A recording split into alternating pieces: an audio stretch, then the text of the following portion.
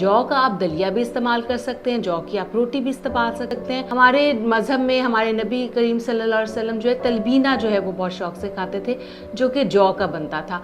आप अपने लाइफस्टाइल में उसको भी शामिल कर सकते हैं। जौ हमारी यूरिक एसिड के ऊपर काबू पाने में बहुत एक अहम किरदार अदा करता है। सेकेंडली, आपका पानी का इस्तेमाल जो है वो बहुत इंपॉर्टेंट है। पानी को ज्यादा से ज्यादा अपनी लाइफ में शामिल करें, पानी को पिए ताकि आपकी बॉडी में जो एसिड है वो ज्यादा से ज्यादा न्यूट्रलाइज्ड हो और वो किडनीज के जरिए एक्सक्रीट आउट हो सके। क्योंकि यूरिक एसिड के पेशेंट्स का जब यूरिक एसिड बढ़ जाता है तो यूरिक एसिड किडनी स्टोन्स होने का भी जो है खतरा होता है। तो इसके लिए आपको पानी का ज्यादा से ज्यादा पीना बहुत ज्यादा जरूरी है। नेक्स्ट हमारे पास जो फूड आ रहा है बड़ी जबरदस्त, cherries and berries. Cherries and berries में इसलिए कह रही हूँ क्योंकि बेरीज में हमारे पास मल्टीपल चीजें आ जाती हैं, जिसमें जामन भी है, जिसमें फालसा भी है। और चेरीज को जो है नंबर 1 पे इसलिए रखा जाता है क्योंकि रिसर्चर्स ने साबित किया कि यूरिक एसिड में मुब्तला लोगों को जब पेन्स होती हैं, जब दर्दें होती हैं, तो चेरीज जो है उसमें एक बहुत ही मावन किरदार अदा करती है।